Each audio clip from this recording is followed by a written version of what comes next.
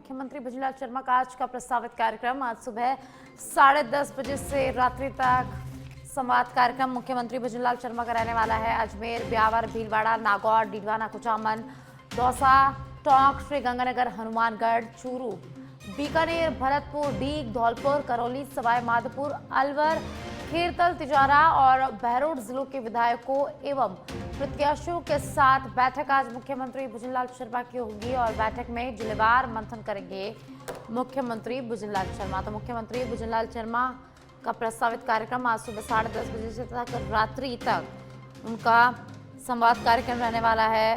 अजमेर, ब्यावर, भीलवाड़ा, नागौर, डीडवाना, कुचामन, टोंक, श्रीगंगानगर, हनुमानगढ़, चूरू, बीकानेर, भरतपुर, डीग, धौलपुर, दौसा, करौली, सवाई माधोपुर, अलवर, खेतल, तिजारा और बहरोड जिलों के विधायकों एवं प्रत्याशियों के साथ मुख्यमंत्री भजनलाल शर्मा के जिलेवार आज बैठक रहने वाली है। मुख्यमंत्री भजनलाल शर्मा आज पूरे दिन व्यस्त रहने वाले हैं। उनका आज संवाद का कार्यक्रम पूरे दिन चलने वाला है। सुबह 10:30 बजे ये कार्यक्रम शुरू होगा जो रात्रि तक चलेगा। इसमें मुख्यमंत्री भजनलाल शर्मा के जिलों के विधायकों एवं विधायक प्रत्याशियों के साथ बैठक होनी है, जिसमें जिलेवार मंथन यहां पर मुख्यमंत्री भजनलाल शर्मा करेंगे।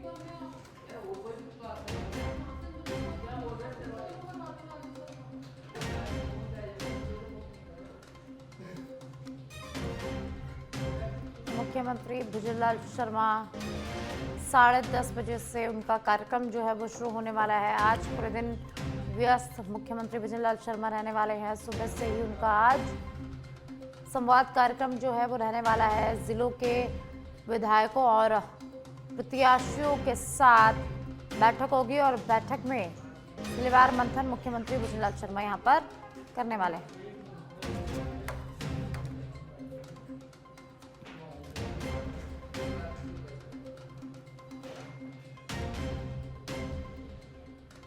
मुख्यमंत्री भजनलाल शर्मा का जनप्रतिनिधियों से संवाद कार्यक्रम रहने वाला है। ज्यादा जानकारी के लिए पॉलिटिकल एडिटर लाल सिंह फौजदार जुड़ चुके हैं। लाल सिंह, आज मुख्यमंत्री भजनलाल शर्मा पूरे दिन बिजी रहने वाले हैं। सुबह 10:30 बजे से रात्रि तक उनका संवाद कार्यक्रम रहने वाला है, तो क्या कुछ जानकारी है? देखिए साक्षी, बजट से पूर्व चर्चा और सरकार की योजनाओं को लेकर ये संवाद कार्यक्रम है।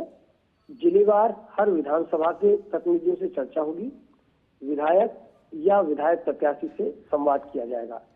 इस दौरान सरकार की तमाम योजनाओं की जो अभी जमीनी फीडबैक है उसका तो लिया ही जाएगा, समीक्षा की जाएगी। साथ ही आगामी जो बजट सत्र शुरू होने जा रहा है उसमें विधानसभा की किन जरूरतों को पूरा किया जाए, विधानसभा वार क्या क्या मांग हो सकती है, डेवलपमेंट के लिए क्या क्या काम कराए जा सकते हैं, सरकार की योजनाओं को और बेहतर ढंग से लागू किया जाए, इसमें क्या योजना बनाई जा सकती है, तो तमाम विकास के पहलुओं से लेकर चर्चा होगी इसमें।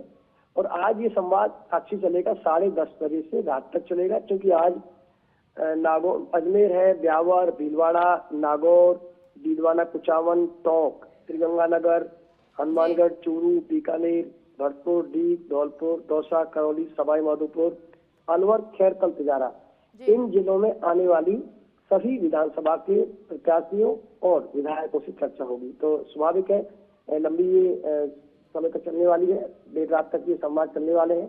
अलग अलग प्रत्याशी चर्चा होगी, विधानसभा वार चर्चा होगी, अलग अलग विभागों को लेकर चर्चा होगी, जरूरतों को लेकर चर्चा होगी। विकास का पूरा रोड मैप तैयार किया जाएगा इन विधानसभा क्षेत्रों में, जिन जिलों का मैंने अभी जिक्र किया है। जी बहुत बहुत शुक्रिया लाल सिंह इस तमाम जानकारी के लिए। मध्य प्रदेश के मुख्यमंत्री मोहन यादव का आज जयपुर दौरा है। आज मुख्यमंत्री मोहन यादव जयपुर पहुंचेंगे। आज सुबह 11:30 बजे जयपुर एयरपोर्ट पर पहुंचने का उनका कार्यक्रम है। विशेष विमान से भोपाल से जयपुर पहुंचेंगे मुख्यमंत्री मोहन यादव। जेसीसी में राजस्थान डिजिफेस्ट कार्यक्रम में शामिल होंगे। मुख्यमंत्री doctor Mohan Yadav innovation expo का भ्रमण करेंगे।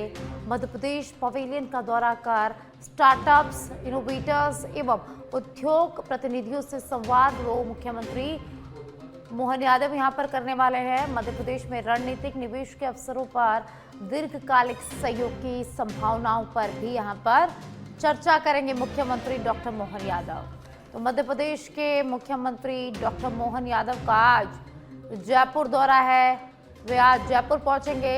सुबह 11:30 बजे जयपुर एयरपोर्ट पर पहुंचने का मुख्यमंत्री मोहन यादव का आज कार्यक्रम रहने वाला है। भोपाल से विशेष विमान से जयपुर पहुंचेंगे और उसके बाद जेसीसी में आयोजित राजस्थान डिजिफेस्ट में मुख्यमंत्री मोहन यादव यहां पर शामिल होंगे। तो राजस्थान में डिजिफेस्ट का आयोजन हो रहा है। जयपुर के जेईसीसी सीतापुरा में इसका आयोजन हो रहा है, जहां आज मुख्यमंत्री डॉक्टर मोहन यादव पहुंचेंगे। इनोवेशन एक्सपो का भ्रमण यहां पर मुख्यमंत्री मोहन यादव करेंगे। मध्य प्रदेश पवेलियन का दौरा कर स्टार्टअप इनोवेटर्स एवं उद्योग प्रतिनिधियों से संवाद वो करेंगे। मध्य प्रदेश के रणनीतिक निवेश के अवसरों एवं दीर्घकालिक सहयोग की संभावनाओं पर भी चर्चा करेंगे मुख्यमंत्री मोहन यादव।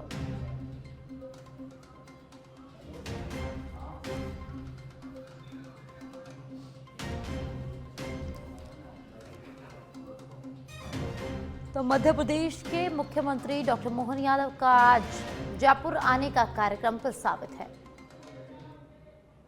प्रदेश भर में कड़ाके की ठंड का दौर लगातार जारी है। माउंट आबू में लगातार तीसरे दिन तापमान 0 दर्ज किया गया है। बर्फीली हवाओं ने यहां पर गलन को बढ़ा दिया है। 7 शहरों में रात का तापमान 5 डिग्री से नीचे दर्ज किया गया है। कोटा 12 में दिन में भी रात जैसी सर्दी यहां पर पड़ रही है। 18 शहरों में दिन का तापमान 20 डिग्री नीचे दर्ज किया गया है। सीकर के फतेहपुर में जमाव बिंदु तक पारा पहुंच चुका है। कई जिलों में कोल्ड वेव का और घने कोहरे का अलर्ट भी जारी किया गया है। तो प्रदेश के मौसम की जानकारी हम आपको दे रहे हैं। कई जिलों में कोल्ड वेव और घने कोहरे का अलर्ट जारी किया गया है और लगातार शीतलहर का दौर जारी है। ठंड का दौर प्रदेश भर में लगातार जारी है। और अब बांसवाड़ा से खबर है, जहां बनारस जाने वाले 8 यात्री धोखे से राजस्थान के बांसवाड़ा पहुंचा दिए गए। बिहार के रहने वाले इन यात्रियों ने जयपुर के एक निजी ट्रैवल एजेंसी से बनारस जाने के लिए टिकट लिया था, लेकिन बस चालक ने चंद रुपयों के लालच में उन्हें बनारस जाने वाली बस के बजाय बांसवाड़ा आने वाली बस में बैठा दिया।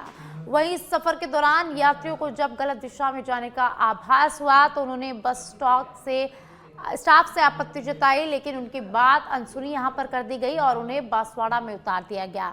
बांसवाड़ा पहुंचने पर यात्रियों के पास पैसे भी नहीं बचे, जिससे वे काफी परेशान हो गए और उसके बाद सभी पीड़ित यात्री बांसवाड़ा कोतवाली थाना पहुंचे और पुलिस को अपनी आपबीती सुनाई। पीड़ित यात्री प्रिंस सोनी ने बताया कि ट्रैवल संचालक की लापरवाही और धोखे के कारण वे अनजान शहर में अब फंस गए हैं। बिहार से, मेरा नाम है प्रिंस कुमार सोनी। हम लोग कुल 8 लड़के हैं, ठीक है। हम लोग को जयपुर से बनारस जाने के लिए टिकट बुक कराने के लिए आए थे, ठीक है।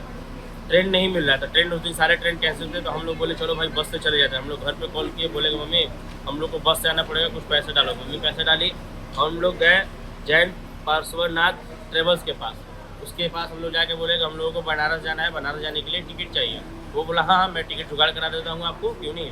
हम लोग बोले ठीक है सर, हम लोग का बुकिंग कर दीजिए। वो हम लोग को 700 रुपये पर हेड लेकर के 8 7 5600 रुपये हम लोग उनको पे किए। उसका सारा रिकॉर्ड मेरे फ़ोनपे में है, मैं उनको कैसे पैसा डाला सब दिखा दूँगा, ठीक है। उसके बाद वो मेरा टिकट बुक किए, बोले कि तुम 5 बजे आ जाओ। हम लोग वहाँ पे 5 बजे पहुँच गए। वो बोले बाबू बैठो, 5:30 तक बस आएगी। 5:30 बज गया, तो फिर ये बस ये जो है जैन पार्श्वनाथ, ये हम लोगों को ट्रांसफ़र कर दिए भारत ट्रेवल्स के पास, ठीक है। भारत ट्रेवल्स वाले के पास हम लोग गए, तो वो बोले चलो बस में बैठ जाओ। हम लोग बस में बैठ गए। फिर रात में 12:30 बजे अचानक से हम लोग नींद टूटा, तो हम लोग सोचे कि थोड़ा मैप पे देख ले। मेरे फ़ोन में मैप का भी सारा रिकॉर्ड है। हम लोग मैप पे सर्च किए बनारस, तो देख रहे हैं कि बनारस तो उधर है और ये बस जा रही है इधर। हम लोग बोले कि हम लोग को भाई तुम कहाँ ले जा रहे हो, हम लोग को बनारस जाना है। तो बोला नहीं चलो मैं तुमको सही जगह ले चलता हूँ। फिर हम लोग जब ज़बरदस्ती उससे किए, सुबह 4 साढ़े 4 बजे जब हम लोग से पूरा फोर्स किए तो तुम बस रोको, तुम क्यों नहीं रोक रहे हो। वो बस नहीं रोक रहे, लास्ट में बस रोका। हम लोग जब यहाँ पे बांसवाड़ा थाने का हम लोग ऑनलाइन नंबर निकाल करके उनके पास कॉल किया, सर वो सर हम लोग को हेल्प किए, बोले तुम अभी बस वाले से बात कराओ। तो हम लोग बस वाले से बात करें तो वो बोले ठीक है सर, मैं तुरंत पहुँचने वाला हूँ बांसवाड़ा बस स्टैंड, वहीं पे इन लोगों को उतार देता हूँ। उसके बाद ये लोग देख रहे हैं कैसे जाएंगे। तो हम लोगों के पास पैसा है नहीं, हम लोग कैसे जाएंगे। तो हम लोग जा रहे हैं सर के पास, कंप्लेंट करेंगे। बोले सर और अब बीकानेर से खबर है, जहां नाल थाना क्षेत्र में बमनुमा वस्तु मिली है। नायू की बस्ती रोड पर बमनुमा वस्तु यहां पर मिली है। नाल थाना पुलिस मौके पर पहुंची, आसपास के लोगों को सतर्क यहां पर किया गया। सेना और एयरफोर्स को सूचना दे दी गई है। बमनुमा वस्तु को सुरक्षित नाल थानाधिकारी ने रखवाया है। नाल थानाधिकारी विकास बिश्नोई टीम के साथ मौके पर लगातार मौजूद है। तो नाल थाना क्षेत्र से खबर है, जहां नाल थाने में बमनुमा वस्तु मिली है। आसपास के लोगों को वस्तु मिलने पर यहां सतर्क किया गया है। सेना और एयरफोर्स को इसकी सूचना दे दी गई है। बमनुमा वस्तु को सुरक्षित रखवा दिया गया है और सेना को इसकी खबर दे दी गई है, एयरफोर्स को खबर दे दी गई है। नाल थाना अधिकारी विकास बिश्नोई टीम के साथ मौके पर मौजूद है। लगातार जो वस्तु है उसकी जांच की जा रही है। तो बीकानेर से बड़ी खबर है, जहां नाल थाना में बमनुमा वस्तु पाई गई है। नाल थाना क्षेत्र में बमनुमा वस्तु यहां पर मिली है। नायू की बस्ती रोड पर ये वस्तु पाई गई है, जिसको पुलिस ने कब्जे में ले लिया है। पुलिस मौके पर पहुंच चुकी है और सेना को इसकी जानकारी दे दी गई है, एयरफोर्स को जानकारी दे दी गई है। और अब लगातार बमनुमा जो वस्तु है उसकी जांच की जा रही है। आसपास के लोगों को सतर्क यहां पर कर दिया गया है। लगातार पुलिस मौके पर मौजूद है और पूरे मामले की जांच लगातार जारी है। तो बीकानेर से ये बड़ी खबर, बीकानेर के नाल थाना क्षेत्र में बमनुमा वस्तु मिली है।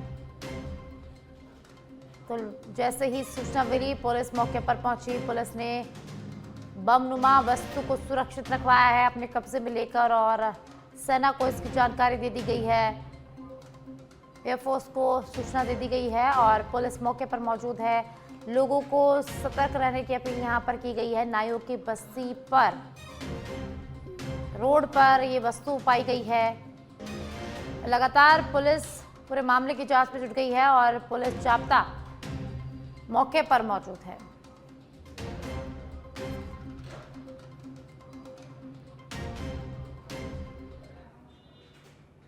और अब अलवर की खेड़ली से खबर है, जहां ट्रेन के लेट होने के चलते गलतफहमी में दूसरी ट्रेन आगे आया युवक। खेड़ली रेलवे स्टेशन पर मौजूद आरपीएफ के जवानों ने उस युवक को बचाया। पिता के साथ जयपुर इलाज के लिए युवक जा रहा था और गलत ट्रेन के चक्कर में यहां बड़ा हादसा हो सकता था।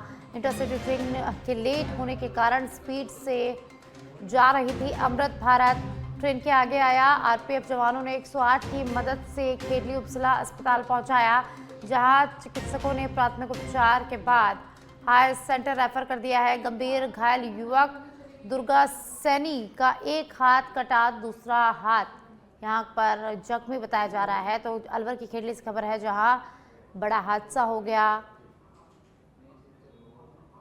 एक युवक गलतफहमी के चलते दूसरी ट्रेन के आगे आ गया, जिससे वह घायल हो गया। एक हाथ कट गया है, वहीं दूसरा हाथ युवक का जख्मी बताया जा रहा है। ट्रेन के लेट होने के चलते दूसरी ट्रेन के आगे युवक आ गया। रेलवे स्टेशन पर मौजूद आरपीएफ के जवानों ने युवक को अस्पताल पहुंचाया। 108 की मदद से युवक को अस्पताल पहुंचाया गया, जहां प्राथमिक उपचार के बाद उसे हायर सेंटर रेफर कर दिया गया है।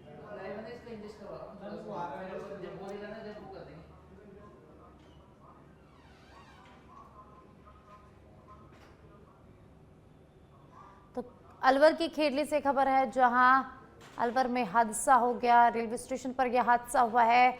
गलत ट्रेन के चलते दूसरी ट्रेन के आगे युवक आ गया और इस हादसे में युवक घायल हो गया है। दोनों हाथ, युवक के एक हाथ कट गया, वहीं जो दूसरा हाथ है वो जख्मी बताया जा रहा है।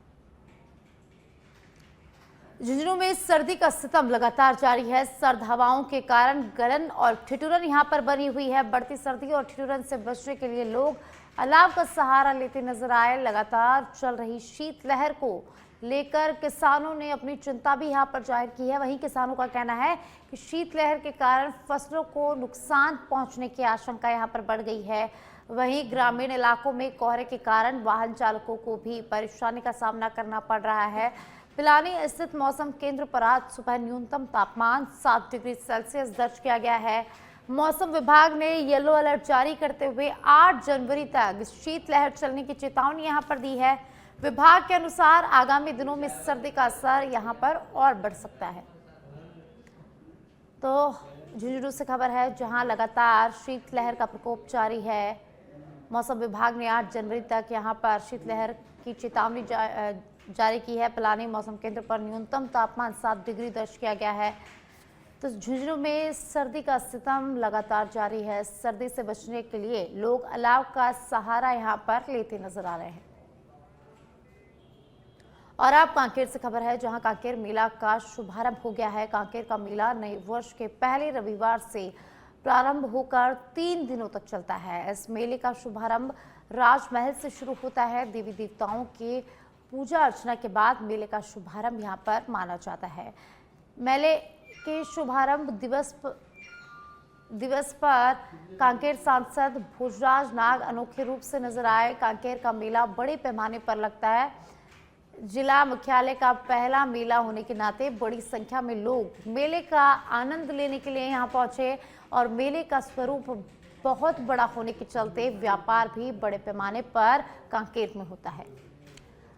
तो कांकेर से खबर है, जहां नए वर्ष के पहले रविवार से यहां 3 दिवसीय मेले का शुभारंभ होता है और रविवार को इस मेले का शुभारंभ हो गया। ये मेला 3 दिन तक चलता है और नए वर्ष के पहले रविवार से इसकी शुरुआत होती है।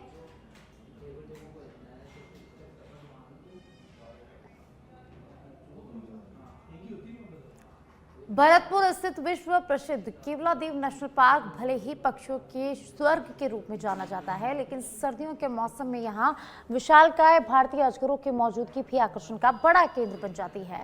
पार्क में 300 से ज्यादा भारतीय अजगर पाए जाते हैं, जिनकी लंबाई 10 से 22 फीट तक बताई जा रही है। सर्द मौसम में ये अजगर अपने बिलों से बाहर निकालकर धूप सेकते नजर आते हैं, जिसे देखकर पर्यटक रोमांचित हो जाते हैं और इस दुर्लभ नज़ारे को कैमरे में कैद भी करते हैं। उद्यान के बीचों बीच स्थित पाइथन एरिया को डेंजर जोन यहां पर घोषित किया गया है और यहां आम लोगों का प्रवेश प्रतिबंधित है। केवलादेव नेशनल पार्क के कर्मचारी गजेंद्र सिंह के अनुसार अनुकूल वातावरण, भरपूर भोजन और शिकारियों का खतरा कम होने के कारण यह क्षेत्र अजगरों के लिए आदर्श आवास है।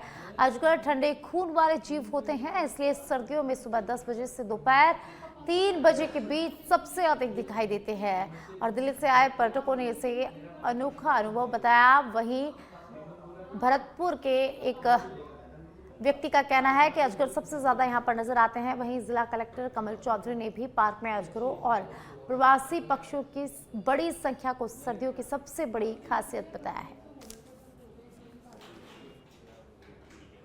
तो भरतपुर से खबर है, जहां केवलादेव नेशनल पार्क में विशालकाय अजगर पाए जाते हैं। 300 से अधिक अजगर यहां पर है और सर्दियों में ये अजगर सुबह 10 बजे से दोपहर 3 बजे तक धूप सेकते हैं और 10 से 22 फीट तक के अजगर यहां पर पाए जाते हैं।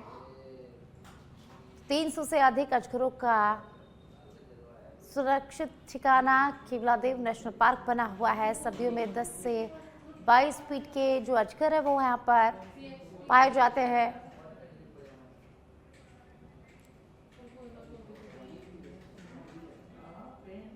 सिकराय क्षेत्र में पिछले दिनों बारिश के बाद से लगातार सर्दी बढ़ती जा रही है। बारिश के बाद मौसम में आई नमी के चलते ठंड का असर यहां पर और तेज हो गया है, जिससे आमजन परेशान नजर आ रहा है।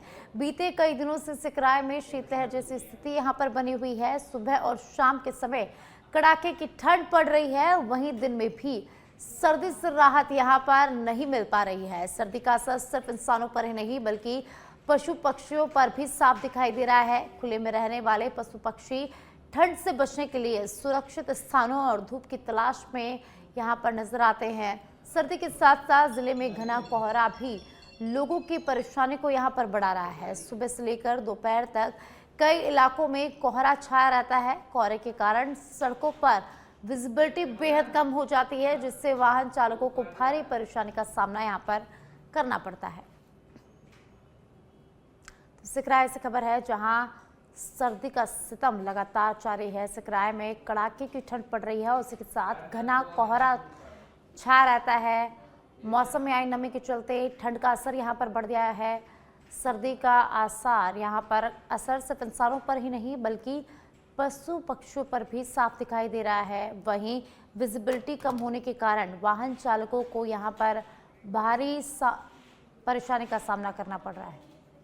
क्षेत्र में जबरदस्त कोहरा छाया हुआ है और सर्दी पड़ रही है और सर्दी इतनी तेज है कि मतलब हाथ एकदम दिन में भी बिल्कुल धूप दिखाई नहीं दे रही है और बहुत ज़्यादा कोहरा छाया हुआ है।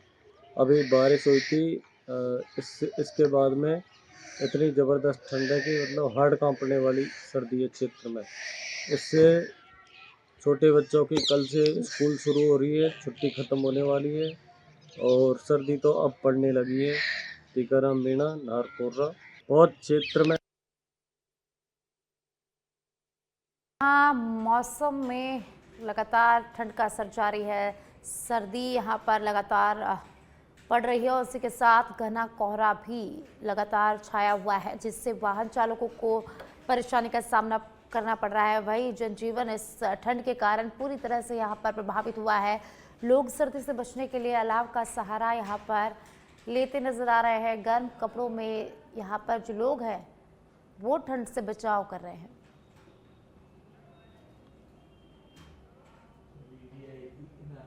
और अब कपासन से खबर है जहां क्षेत्र में मौसम के लगातार बदलते मिजाज ने अफीम किसानों की चिंता को बढ़ा दिया है।